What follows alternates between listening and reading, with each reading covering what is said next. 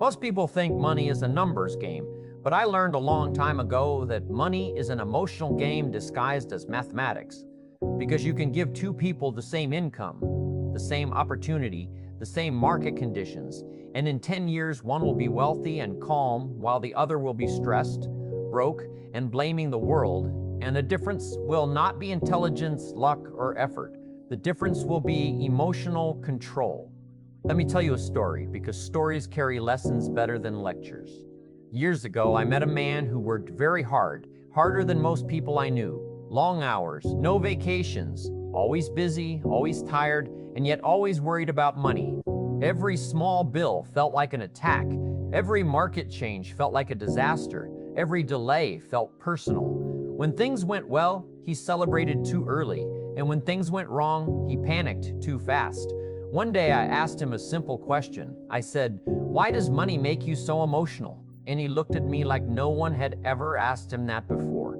He said, "Because money decides whether I feel safe or scared, successful or failing, respected or ignored." And right there was the problem. Because when money controls your emotions, it will never obey your commands. You see, financial power does not begin in your wallet. It begins in your nervous system. If your emotions are weak, your finances will always be fragile.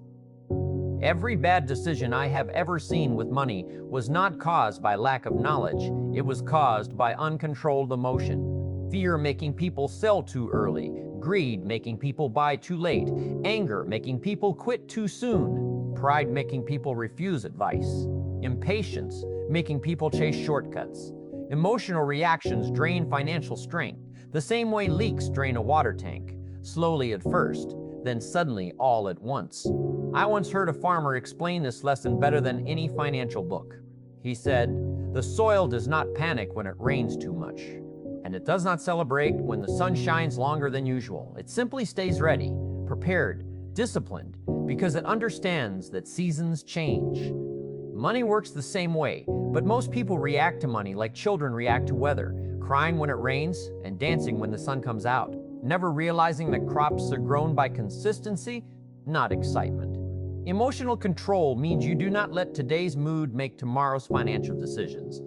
It means you don't spend money to feel better, and you don't quit plans because you feel tired.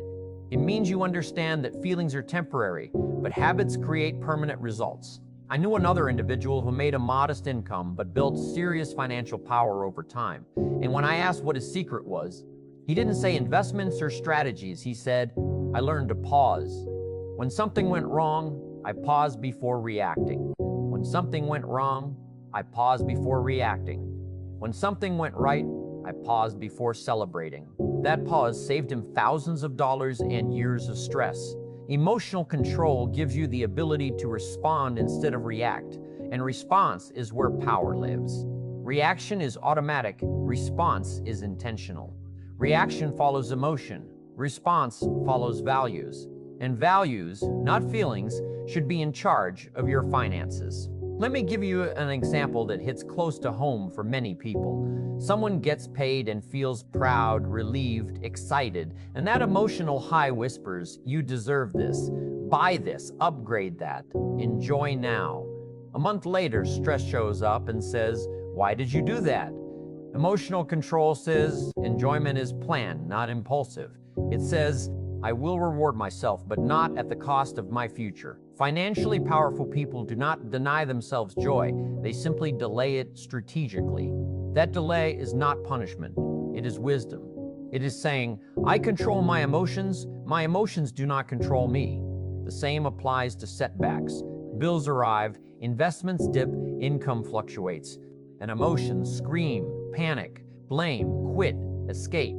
Emotional control says, "This is temporary, stay disciplined, adjust calmly, keep moving." Panic is expensive, calm is profitable. You will never see a financially powerful person constantly stressed about small fluctuations because they understand that wealth is built over decades, not days. Emotional stability allows long-term thinking, and long-term thinking is the foundation of wealth.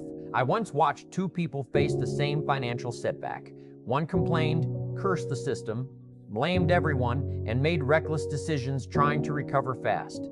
The other quietly reviewed his plan, adjusted his behavior, and stayed patient. 5 years later, the calm one was ahead, and the emotional one was still explaining why life was unfair. Money does not reward explanations, it rewards execution.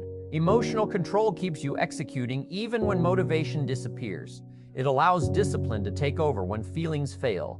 Discipline is simply emotional control, practiced daily. It is choosing what is best over what feels best. It is deciding in advance how you will behave, so emotions don't decide for you in the moment. The most dangerous sentence in finance is, "I felt like it was the right time." Feelings are unreliable advisors. They change with sleep, weather, opinions, and moods. Financial power requires principles that do not change. That is why wealthy individuals create rules for themselves, not because they are rigid, but because they are wise. Rules protect you from yourself. Emotional control is not about suppressing feelings, it is about managing them. You acknowledge fear, but do not obey it. You notice excitement, but do not surrender to it. You experience stress, but do not let it dictate behavior. This mastery creates confidence, and confidence attracts opportunity. People trust those who are calm under pressure. Opportunities flow toward those who are steady, not scattered. Employers promote, partners invest, and markets reward those who demonstrate emotional maturity. Emotional maturity is financial leverage. Think about negotiations, decisions, investments, and leadership. Who has the advantage? The person who loses composure or the person who remains centered? Emotional control allows you to think clearly when others are confused, to act rationally when others are emotional, and that gap creates profit. Most financial mistakes happen not because people don't know better, but because they couldn't control themselves in the moment. They knew the budget, but emotions broke it. They knew the plan, but impatience abandoned it. They knew the risk, but greed ignored it. Emotional control is the silent partner in every successful financial story. It does not show up on balance sheets, but it determines what ends up on them. The irony is that people chase financial freedom so they can feel calm, but calm must come first in order to achieve financial freedom. You don't get peace from money, you bring peace to money. When your emotions are stable, your finances stabilize. When your reactions are measured, your results become predictable. When your patience grows, your wealth compounds. And that brings us to the moral of this story, because every good story deserves a lesson you can carry with you. The moral is simple but powerful. Money grows where emotions are mastered. If you want financial power, start by mastering your reactions. Learn to pause, learn to plan, learn to stay calm when things are good and disciplined when things are hard. Control your emotions and you will stop sabotaging your future. Build emotional strength and financial strength will follow. Because in the end, wealth is not built by what you earn, but by how you behave when emotions test you, and those who pass that test quietly, patiently, and consistently are the ones who end up truly rich.